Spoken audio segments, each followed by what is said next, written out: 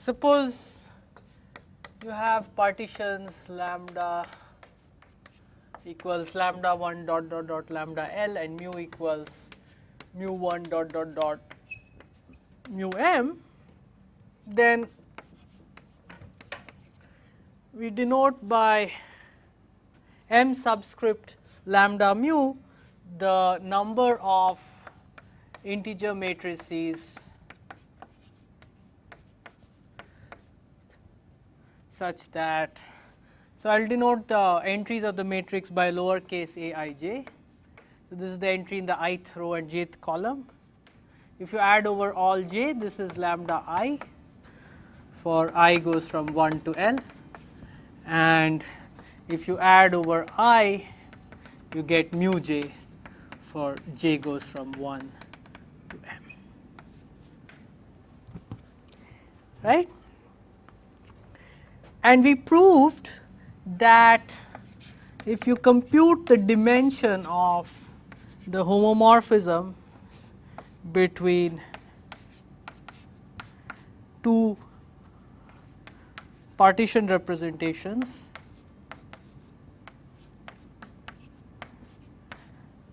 this number is just m lambda mu.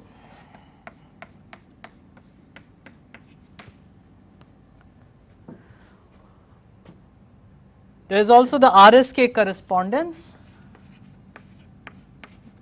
which says that m lambda mu is a sum over nu less than or equal to lambda, nu less than or equal to mu, k nu lambda, k nu mu.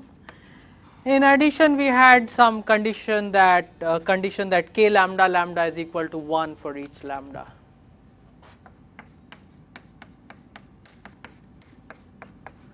And this partial order here, we say that nu is less than or equal to lambda if there exists a semi-standard Young tableau of type lambda and shape nu, right. And that we reinterpreted as saying that if you take the sum of the first I parts of nu, it is greater than or equal to the sum of the first I parts of lambda.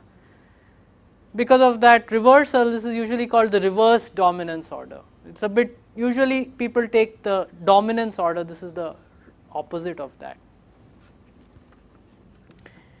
Using all this and the combinatorial resolution theorem, which I proved maybe 2 lectures ago,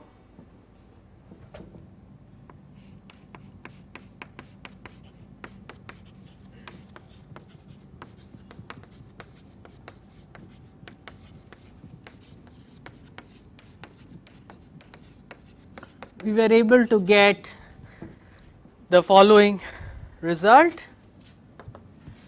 that for every lambda, kx lambda is a sum of mu less than or equal to lambda, v mu which occurs k mu lambda times for all lambda partitions lambda.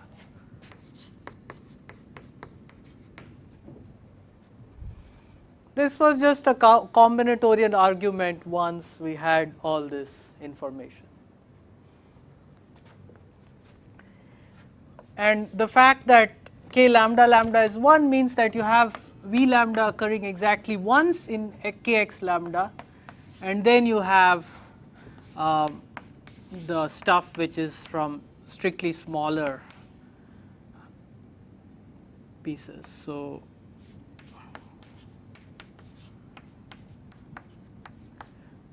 just to emphasize that v lambda occurs exactly once and everything else is somehow coming from smaller permutation representation, smaller partition representations.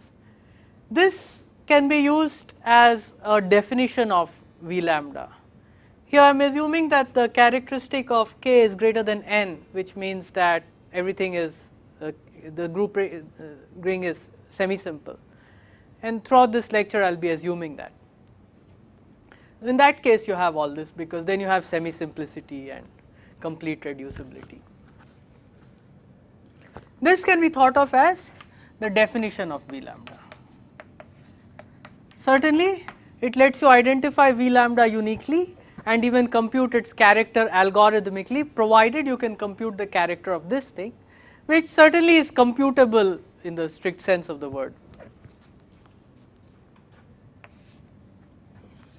Now, today we will look at character twists.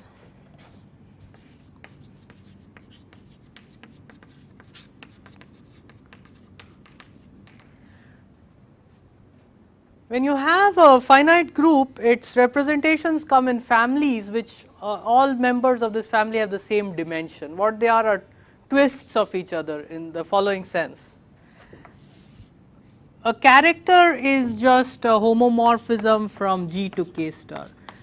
So, here there is some ambiguity in terminology. I said a character is the trace of a representation. Now, I am saying character is a homomorphism from G to K star. These are two different uses of the word character. These are sometimes called multiplicative characters, and these correspond to isomorphism classes of one dimensional representations. I will let you figure that out. That is a multiplicative character. K star just denotes the non-zero elements of K thought of as a group under multiplication.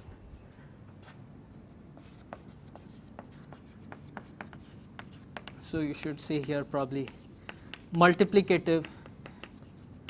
I hope that it will be clear from the context which character I am talking about. In this lecture, certainly I will only be talking about these characters. Suppose you have a character and you have a representation.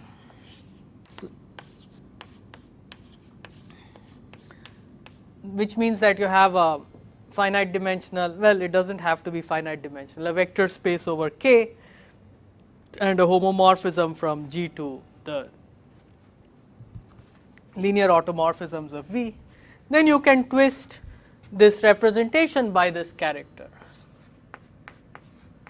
You just define rho tensor chi of G to be chi G rho G. This is a scalar multiple of rho G. All you are doing is you are scaling each of the values of the representation. For example, this means that if the original representation is simple, then so will this be simple, because if something is invariant under a bunch of linear transformations, then it is also invariant under scalar multiples of those linear transformations, which is what this is doing. Let me give you an example, the one example that we are really interested in.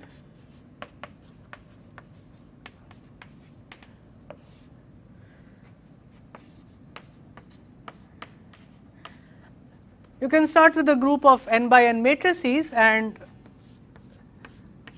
perhaps the most amazing and interesting thing in linear algebra is this homomorphism from matrices to the field, which is called the determinant, and it is multiplicative. And you can use this to construct characters whenever you have homomorphism from your group into some GLNK. So, we took trace to compute what we earlier called characters, but if you want these kinds of multiplicative characters, you should really take determinant. We can put Sn inside this, you all know how to do this probably, right. You just take the permutation matrices and you compose this, and this is what is usually called the sign character, and I will denote it by epsilon. Why is it called the sign character?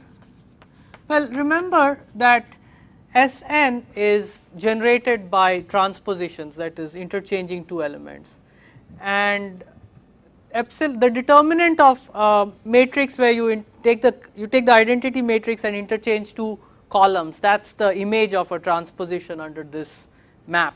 Its determinant is -1. So, this group is generated by elements for which epsilon is -1. Therefore, for any element of this group, epsilon will either be +1 or -1.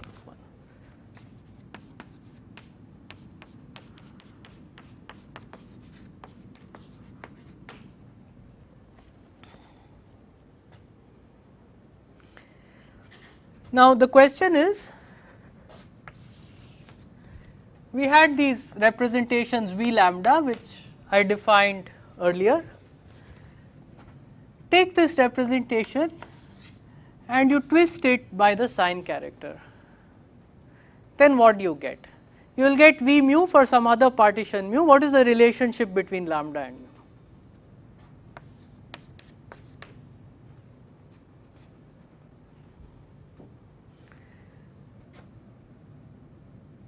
Since our handle on the simple representations of Sn is through the partition representations, let us try to get a handle on twisting partition representations first. So, let us try to compute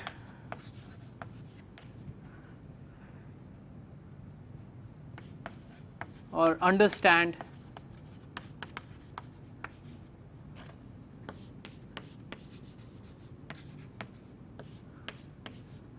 I will take a permutation representation, a partition representation, another one which I will twist by the sign character. Let us try to understand this. It is really no harder than, at least the first step is no harder than doing it in general. So, let me do it in general.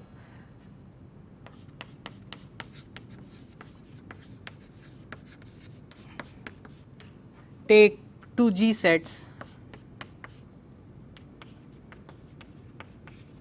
okay, maybe finite G sets, and ask and take a character chi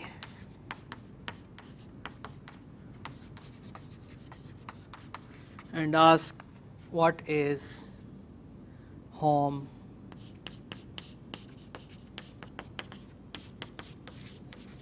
G kx ky comma kx tensor chi.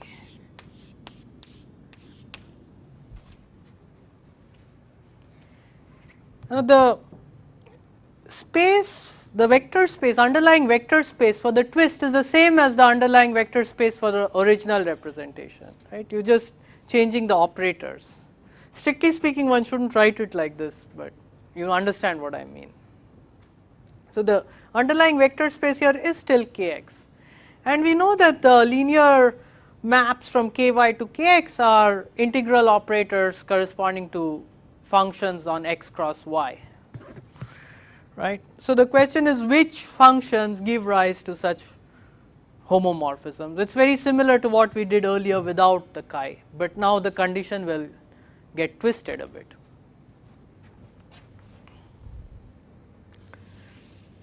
So, you can translate the question in for which k in k x cross y is Tk in Hom G ky comma kx tensor chi. And the analysis goes very much as before. Let us just write down what it means to be a G intertwiner. It means that, well, earlier we had rho x G Tk, rho x G inverse is Tk. Now we have to put in this chi G here. That is the only difference compared to what we had before. And last time we got that this is true if and only if, well, without this chi, this was true if and only if k of g dot x comma g dot y was equal to k of x y for all x in x, y in y, and g in g. Well, something's got to change a bit, but the calculation is the same. What you will get is here a factor of chi g, maybe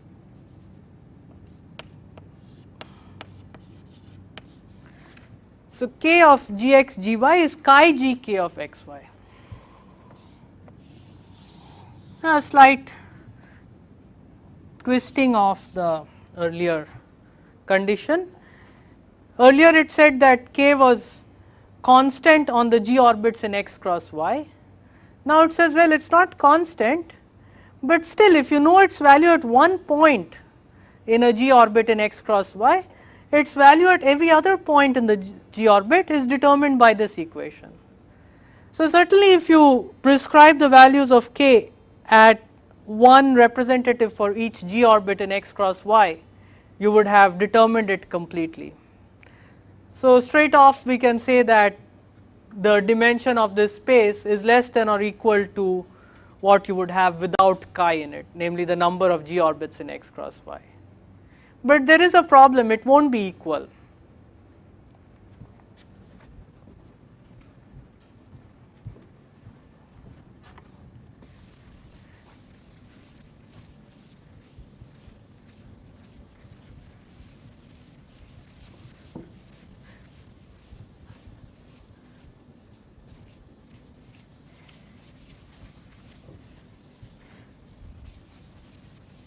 Okay, what I am saying is that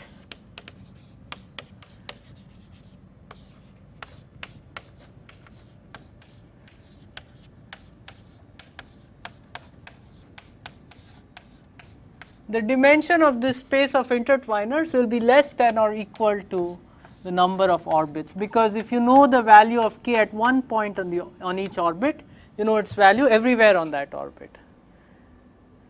But there could be a problem. Let us consider the following situation. Let me just make a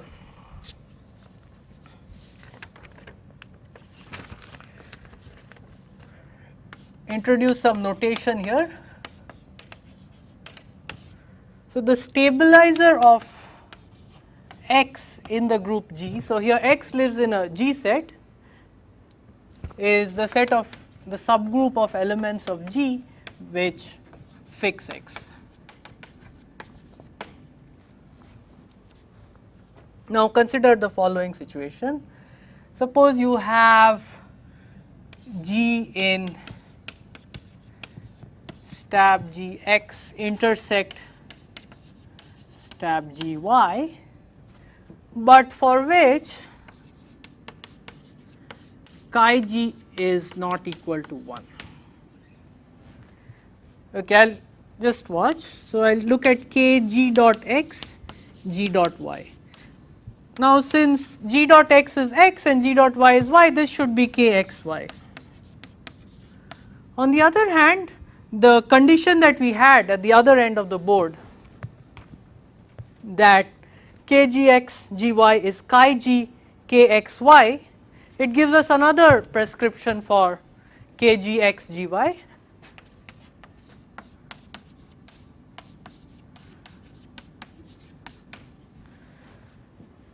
So, k x y has to be chi g k x y, where chi g is not equal to 1. This forces k x y to be 0.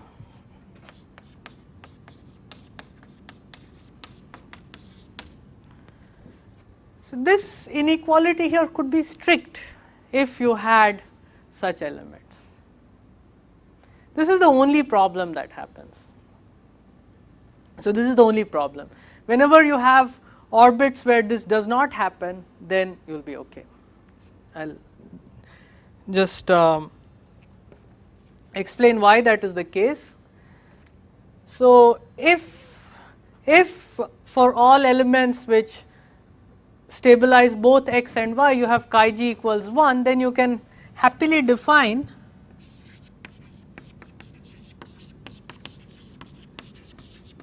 so the condition is if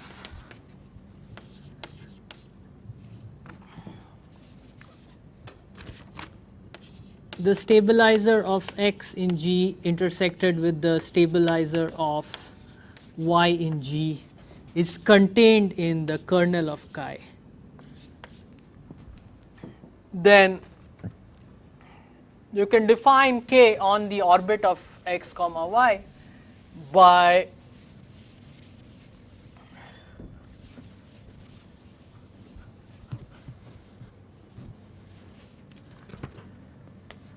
k g x g y is equal to chi g k x y. Well, this a priori is not going to give us a well defined function on the orbit, because it could happen that you have two different elements of the group, say g and g prime, which give the same arguments to this function. Then you would like this prescription to give the same answer. Again, this kxy you can prescribe as you wish, you can put 1 or something. So what we need to check is that for this to be well defined, if you have also g prime x is equal to gx and g prime y is equal to gy, you want to know that chi of g is chi of g prime. But this means that g inverse g prime is in the stabilizer of x and g inverse g prime is in the stabilizer of y, which means that g inverse g prime is in the kernel of chi.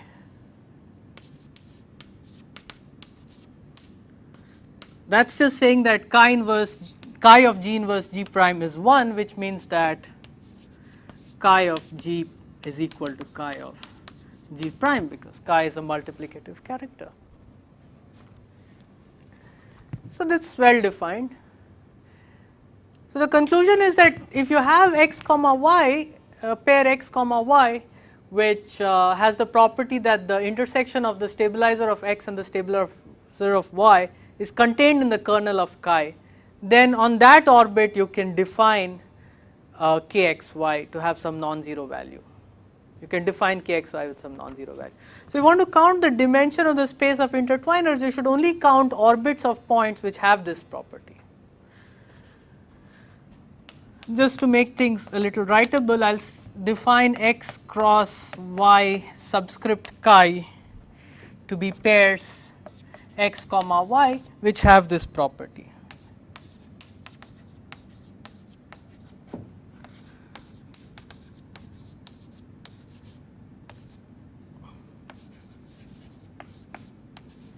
Now, you should notice that this set is invariant under the diagonal action of g on x cross y. Okay, you can check that. So, this is itself a g set, and what we get is that the dimension of Hom g ky kx tensor chi is equal to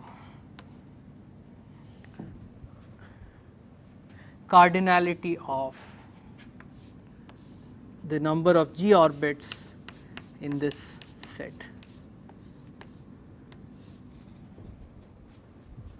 Is that clear?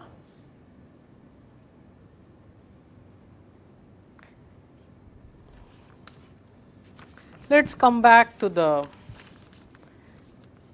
case that we are interested in.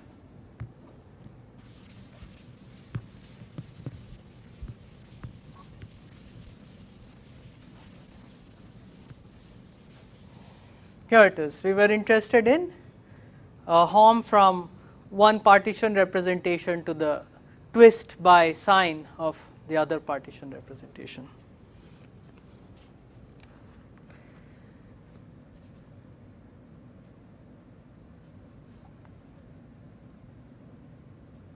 Suppose S comma T is a pair in x lambda cross x mu. Here lambda and mu are partitions of the same number n. S is a set partition of the set 1 to n of shape lambda. This is a partition of shape mu. So, our usual convention is to write this S1 up to SL and this as T1 up to Tm.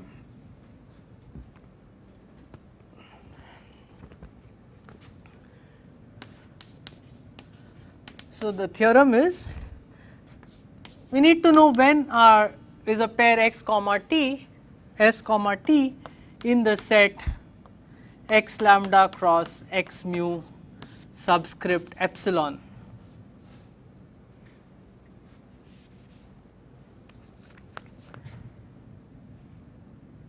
That means the stabilizer of this intersect the stabilizer of this should be contained in the kernel of epsilon. And the answer is if and only if the cardinality of any intersection SI intersect Tj is less than or equal to 1 for all appropriate pairs I comma j. Let me explain why this is true.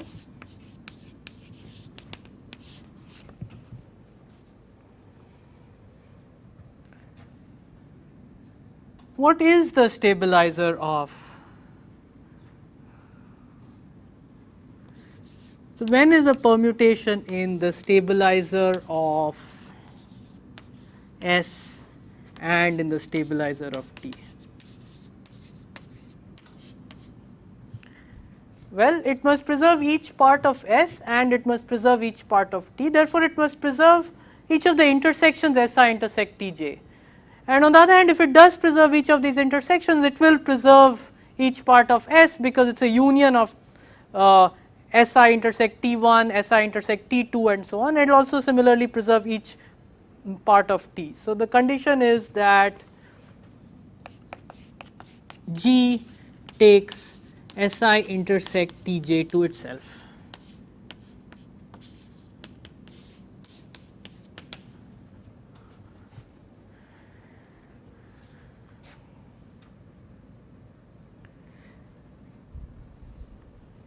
Now,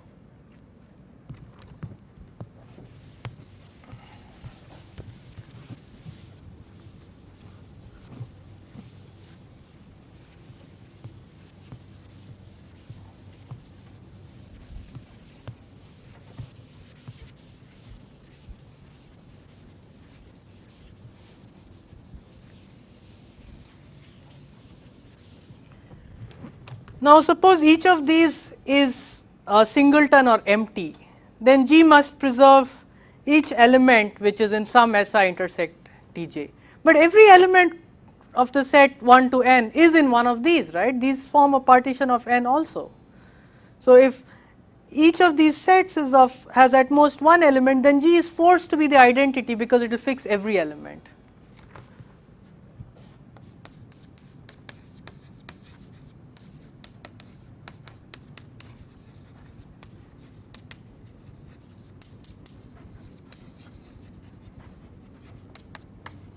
G must fix that element.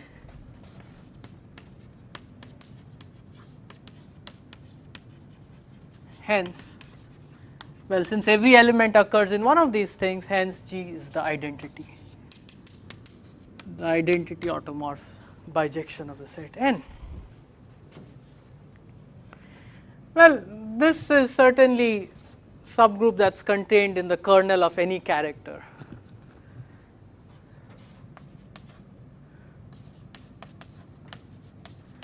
So, we have that the stabilizer of X intersect the stabilizer of T is contained in the kernel of epsilon.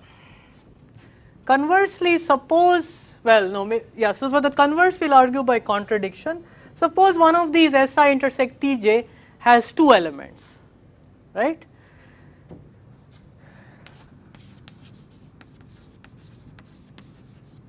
If you can find R not equal to S such that R S is a subset of SI intersect Tj for some Ij, then you can take the transposition which interchanges R and S.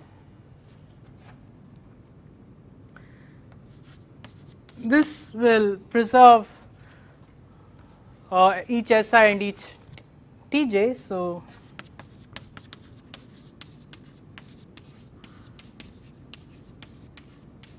on the other hand, it's, as I already said, this is minus 1, and usually minus 1 is not equal to plus 1. I said we can assume that the characteristic of k is greater than n. So,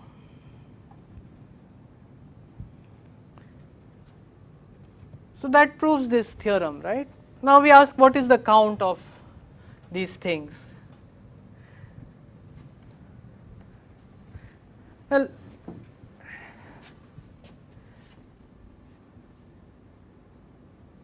so this set we know is the number of orbits of g orbits in x cross y, and then we look at a subset of it and look at orbits for the restriction of the g action on that. So that will be a subset of the sets of orbits here. So we just need to know which subset is that. Okay, and when you have these partition representations, these are given by those lambda by mu matrices. So we need to know which lambda by mu matrices are allowed. But what are the entries of those lambda by mu matrices? They are the cardinalities of Si intersect Tj. So all you get is a restriction on the entries of the matrix. So you still want lambda by mu matrices, but you want their entries to always be 0 or 1. So you get the 0, 1 matrices whose row sums are lambda and column sums are mu. Clear?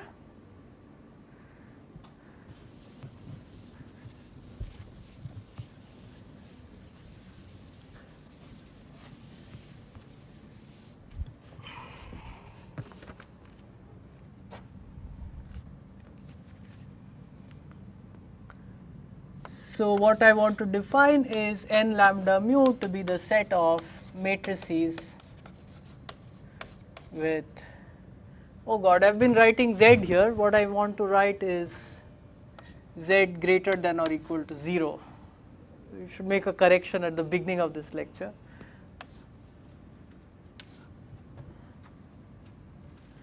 So now we have the same old conditions. Aij summation over j is lambda I for I goes from 1 to L.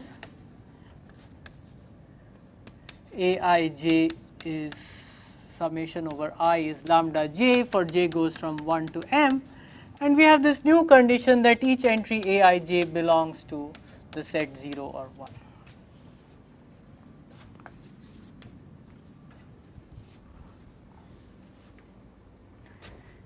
And the theorem is that the dimension of the space of intertwiners between one partition representation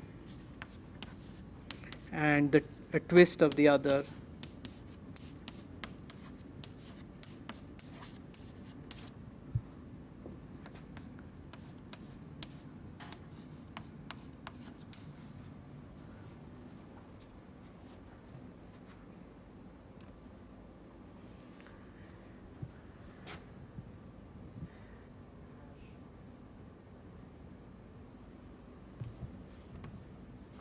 okay.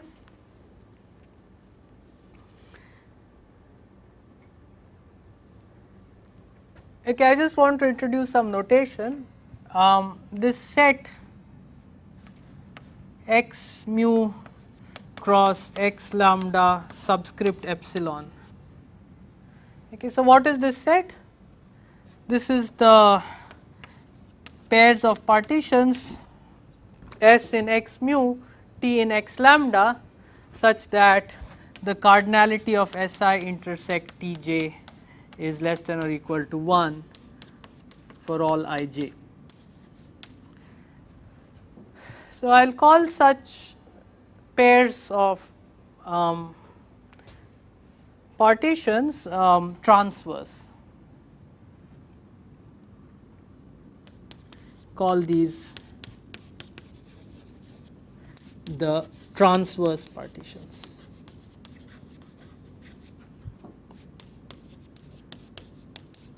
Just to have a nice intuitive name instead of going on saying Si intersect Tj should have at most one element. And intuitively it seems to make sense.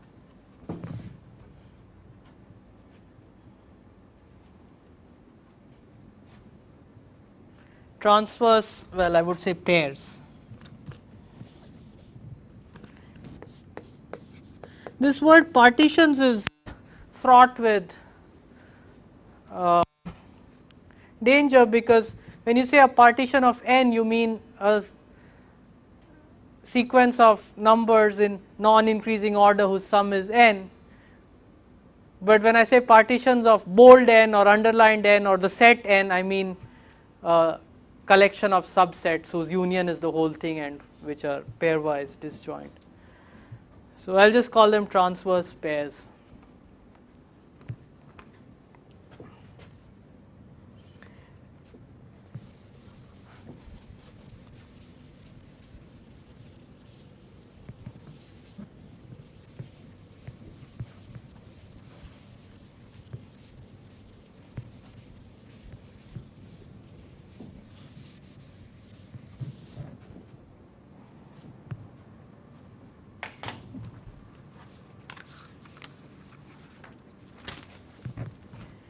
Now it's time to introduce the transpose of a partition.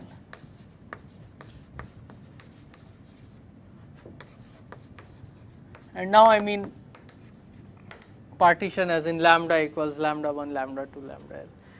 So look at the partition 2, 2, 1. You can draw its Young diagram. So 2 squares in the first row, 2 squares in the second row, and 1 square in the third row. That will be my convention. So this is a pictorial way of drawing. So this is the shape lambda without anything filled in. So it's not quite. Now you take this diagonal axis and reflect it around that. So you get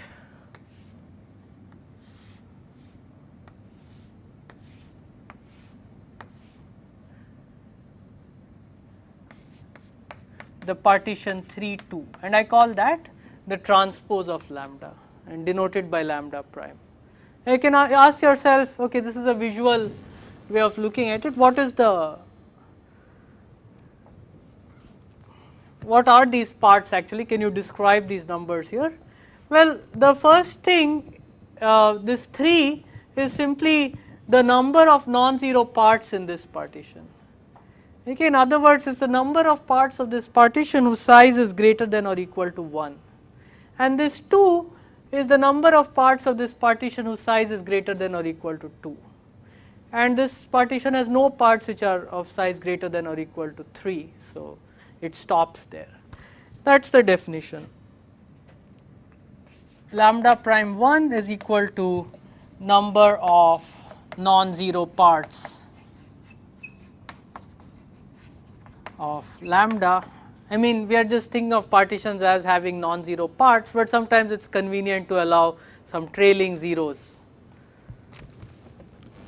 And in general, lambda prime j is equal to number of parts greater than or equal to j.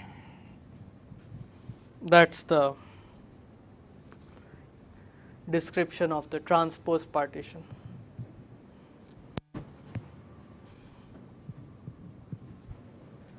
Now these things come up very naturally when you start looking at 0, 1 matrices. Let me explain why.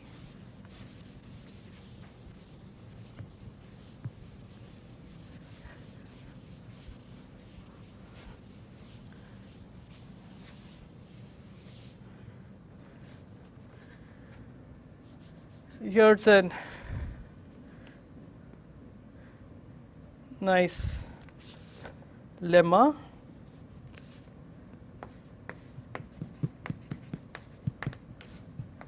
N lambda lambda prime. So this is the number of matrices whose entries are 0 and 1, whose row sums are lambda and column sums are lambda prime. And this is equal to 1 for every partition lambda. Instead of a proof, I'll just give you an example and I'll leave you to figure out the proof yourself. Take lambda equals, well, whatever you like. Let's take 6, 5, 3, 3. And I'll draw for you the only 0, 1 matrix whose row sums are 6, 5, 3, 3 and column sums are the transpose of this. Whatever that is, we'll figure it out soon. So what you do is you take 6 ones in the first row. Then you take 5 ones in the second row. Essentially, I am drawing the Young diagram with ones. But that is not what we want a matrix. So, you just put in zeros here and make it rectangular.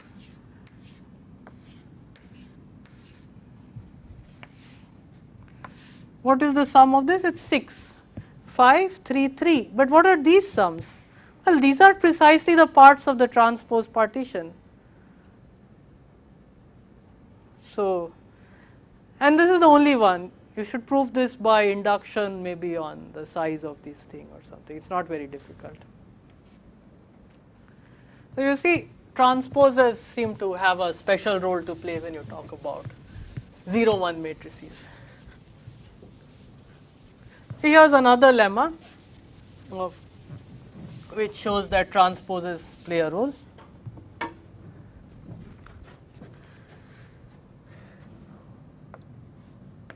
Suppose you have two partitions of n,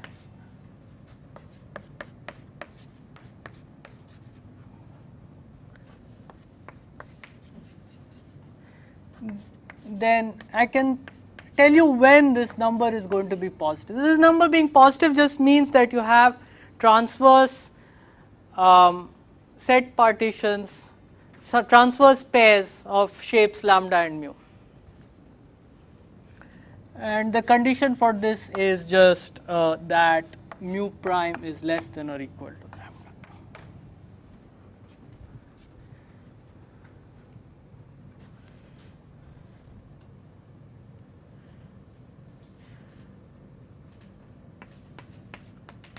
We will use this characterization that this is positive means that you have a transverse pair.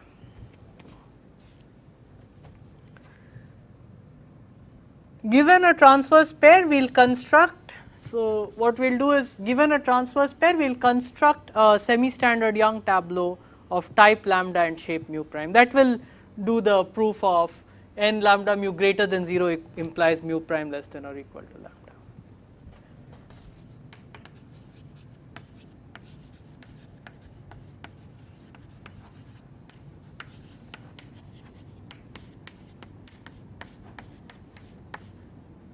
X lambda cross x mu, we will construct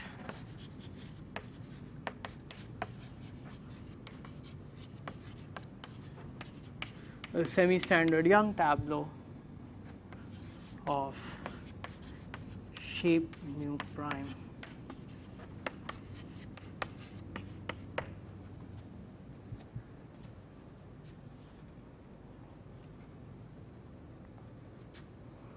we saw in one of the earlier lectures that if you have such a thing, then mu prime must be less than or equal to lambda. What you do is, you use this S and T to construct some tableau which do not have the correct order properties for a semi-standard Young tableau. They are just Young diagrams with some numbers filled in. Y subscript S is going to be the tableau with the parts of S as rows.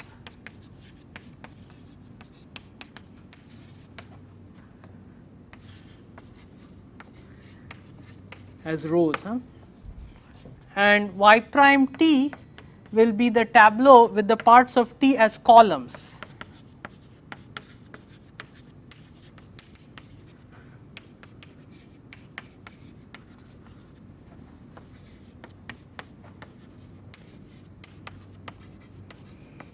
Better to illustrate this with an example.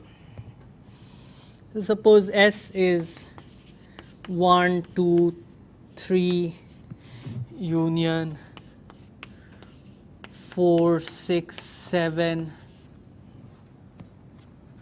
union 5, 8, and T, I should be careful to make sure that it is transverse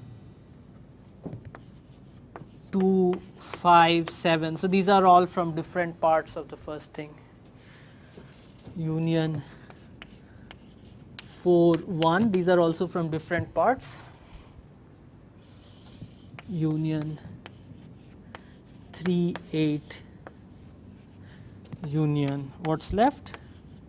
6. Okay, I got me a pair of transverse partitions. I got me a transverse pair. Now let me construct this ys and y prime t. I'll erase this.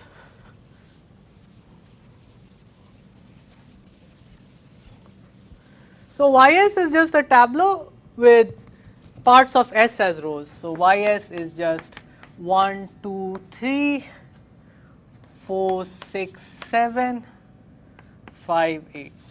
Okay, these are not in any particular order.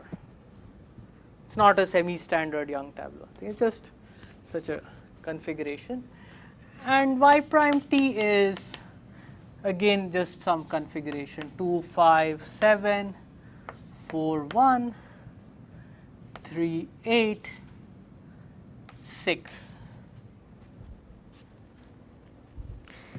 Now note that the elements in the first row of ys will occur in different columns of y prime t. This is just a restatement of the transverse pair property, because these three are the elements in the first part of S. They must occur in different parts of T, so they must occur in different columns of this. Therefore, each column of this has exactly one of those. So I can move them up to the top of the column. Okay, just float them up.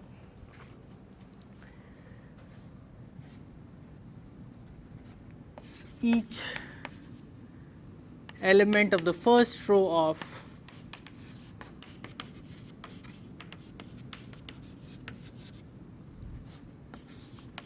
ys occurs in a different column of y prime t. You can permute the columns of y prime t to move them up. This does not really change t at all, because the columns of t are you can reorder within the columns. Move them to the first row.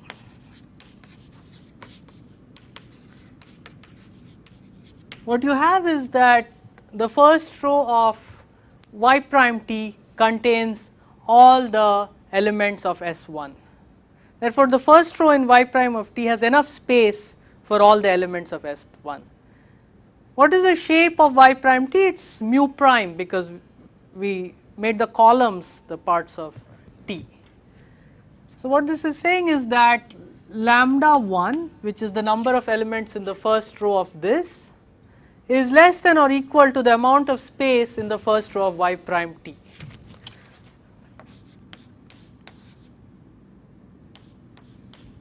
Lambda 1 is less than or equal to mu 1 prime. Good, that is the first of the many conditions we wanted. Now what I did is I moved those up. So this one is 2, 5, 7 is fine, 2 is from the first part. Here I need to put this 1 up here. Okay, so at this stage I will have 2, 5, 7, 1, 4, and 3 is already good, and 6.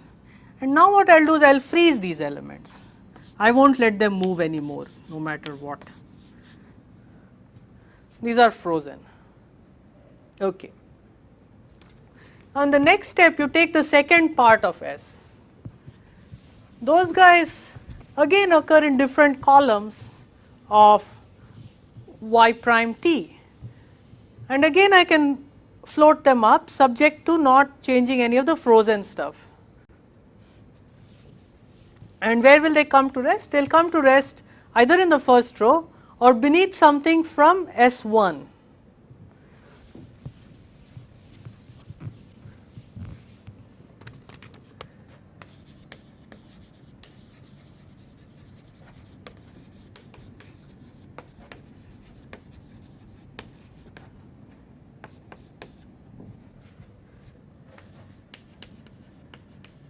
Each element of the second row of ys occurs in a different column of y prime t. So this is a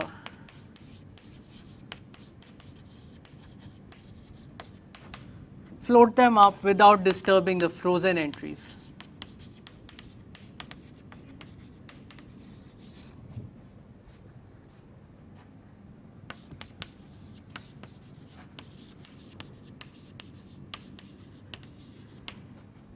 Here what I have is I have already frozen 2, 1, 3, and now I want to make sure that 5, 1, hey, something wrong here, is it? No, 2, 1, 3, good. So 4, 6 and 7 I need to make sure that they get floated up. So this 7 needs to float up and then the 5 goes down. And let me freeze that also.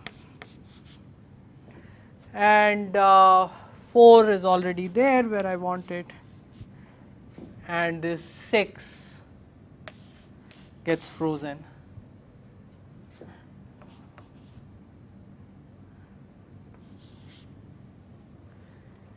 Okay, but these guys, they either end up in the first row or below something from S1. So they end up either in the first row or second row. Therefore, there is enough space in the first 2 rows of y prime t to accommodate the first 2 parts of S, which means that lambda 1 plus lambda 2 is less than or equal to mu prime 1 plus mu prime 2. Now you can probably guess what to do after this, and this example is kind of running out. You're pretty much done here. Now you take the third part of S, each of those elements occur in different columns of T. Subject to not messing around with the frozen parts, you float each of those up. Now they would come to rest below an element of S2, which would be below an element of S1 or in the first row. Or they could come to rest below an element of S1 or they could be in the first row. In any case, they will be in the first 3 rows. So there is enough space in the first 3 rows to accommodate S1, S2 and S3. So that just translates into this condition. And so on. You end up with the part of our lemma that if there exists a transverse pair in x lambda cross x mu, then mu prime is less than or equal to lambda. Or in other words, if n lambda mu is greater than or equal to 0, then mu prime is less than or equal to lambda. Now what we want to do is prove the converse, that if mu prime is less than or equal to lambda, then n lambda mu is greater than 0.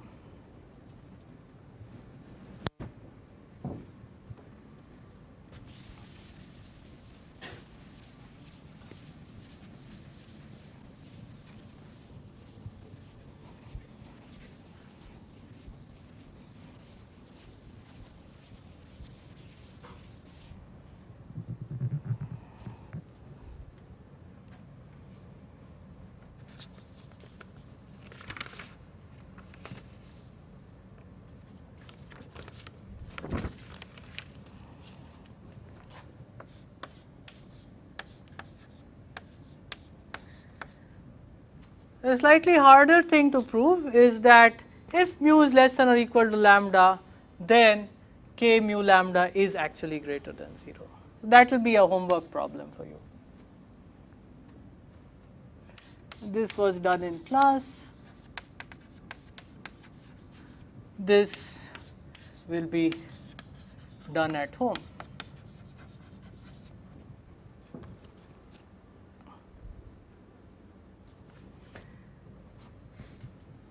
Therefore, we can start with a semi-standard Young tableau of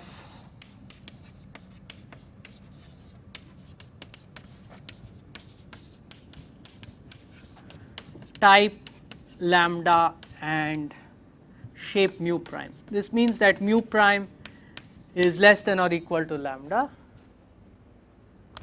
It's equivalent to mu prime being less equal to lambda, and then we'll construct a transverse pair. This is an algorithmic proof.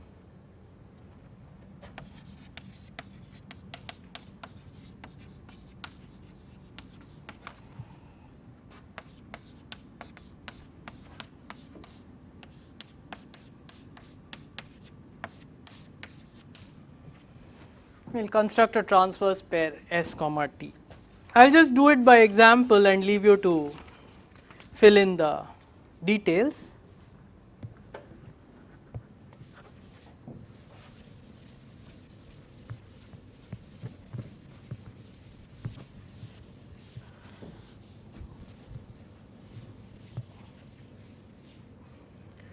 Suppose we start with a semi-standard Young tableau 1, 1, 1, 2, 2, 2, 3, 3. Not a very interesting one, but it will do for the purpose.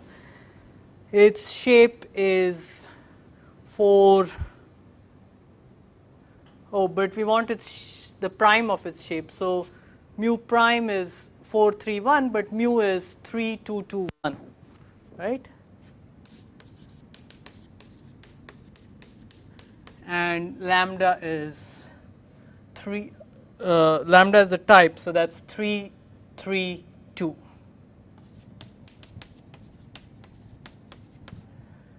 So here we have a semi-standard Young tableau of shape mu prime and type lambda.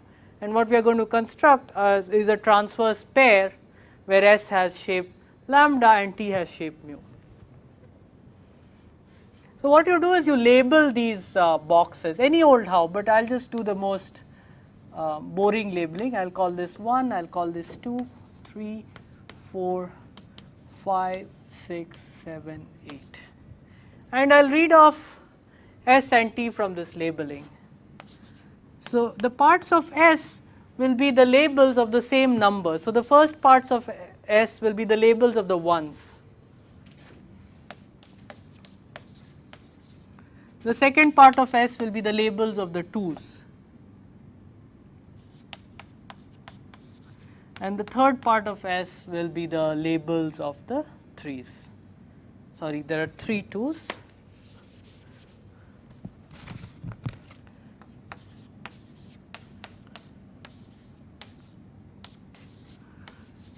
And you'll all concede that since this thing was of type lambda, this is of shape lambda. What about T? Well, as you can guess, I need to take the columns of this thing and put them in. 1, 5, the labels, the first part will be the labels in the first column of this thing.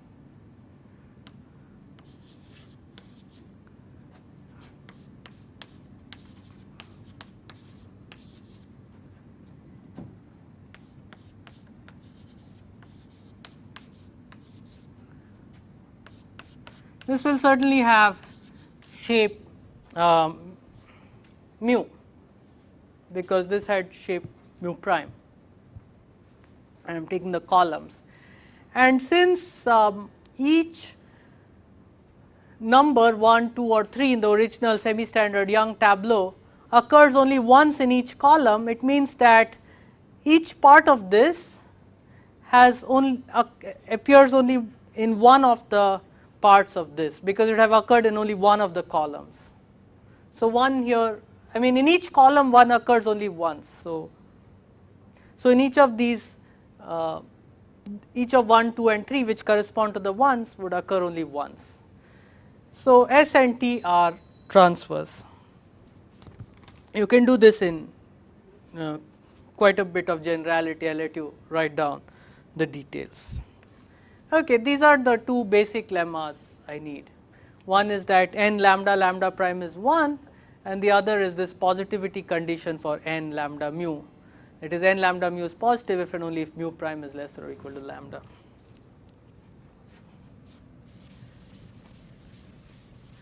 So this n lambda lambda prime equals 1 has an easy consequence.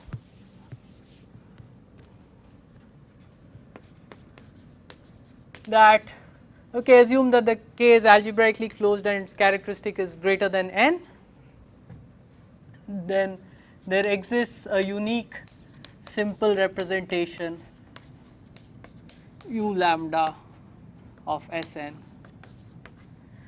which occurs in both Kx lambda and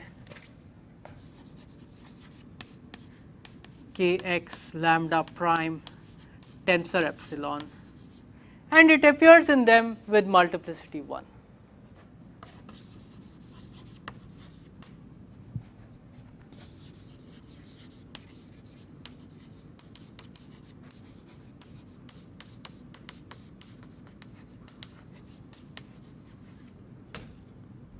Why? Well, simply because if you look at Hom Sn kx lambda kx lambda prime tensor epsilon, this is n lambda lambda prime, well its dimension is n lambda lambda prime, which is 1. And so if you remember what the dimension of the thing is, this can only happen if there is a single common simple which occurs with multiplicity 1 in each of them. In fact, the Young symmetrizer construction, which we haven't really talked about, identifies this subspace inside either of these things. Is this clear? This is quite easy. So, this would give you an alternative way to construct a simple representation of Sn for each partition lambda. But there are a few worries now. You need to know that if you take distinct lambdas, these are actually non-isomorphic representations.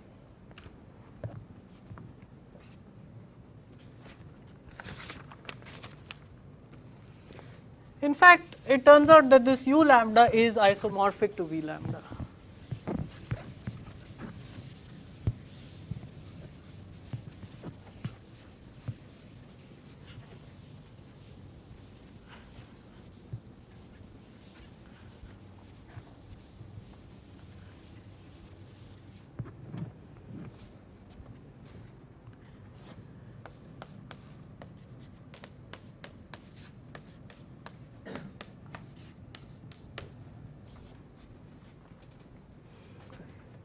To prove this, we will use this theorem that we had from last time, that kx mu is direct sum nu less than or equal to mu v nu, how many times? K nu mu times.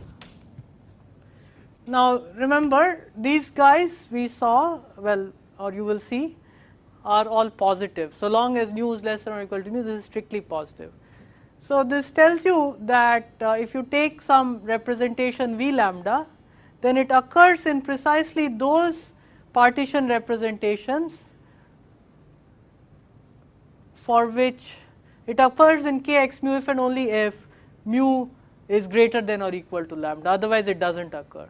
So, the set of partitions for which it occurs in the partition representation actually determines the lambda. Okay, v lambda is characterized by the properties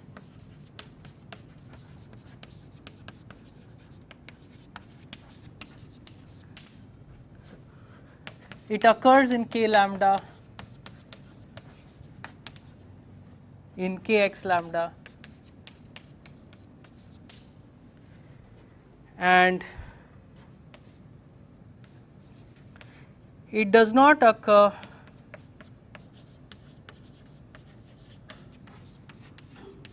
in, I am writing this negatively because that is how our condition will work out, as you will see in a moment, if and only if mu is not less than or equal to lambda, right. I mean, it occurs in kx mu if and only if, sorry,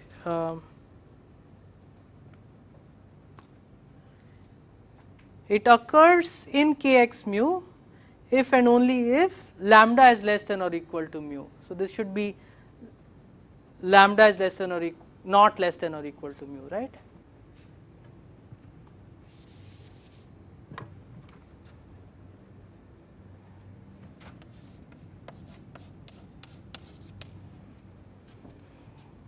And these properties, that is the set of partition representations which it occurs, characterize v lambda.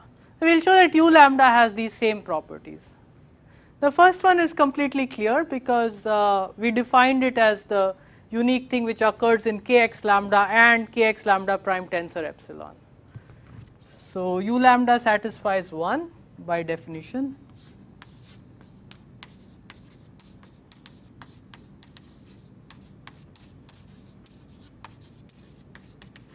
And what about 2? Yeah? Okay.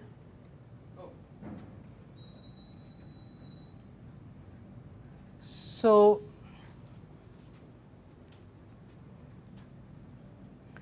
u lambda occurs in kx lambda prime tensor epsilon. It does occur in here, right? So, if it did occur in kx mu as well,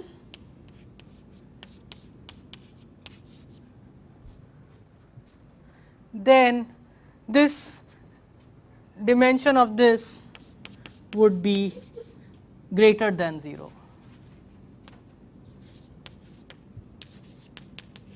But by this lemma, this is equal to, well, this is equal to n lambda prime mu, which is the same as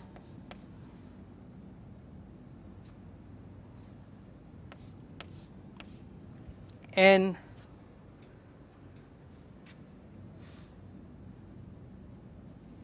okay, which is greater than 0 if and only if what's the condition?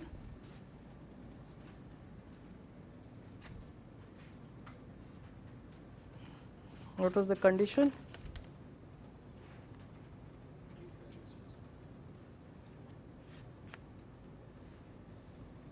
What was the condition? Let me just dig it out.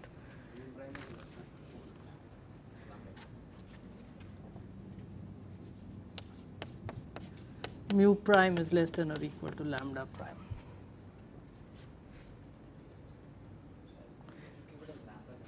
Hmm?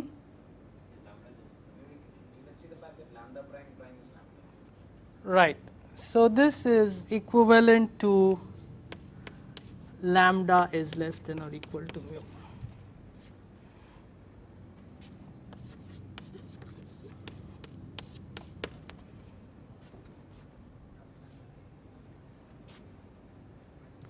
Okay. So, u lambda is v lambda, and one nice corollary of this is that v lambda tensor epsilon is v lambda prime.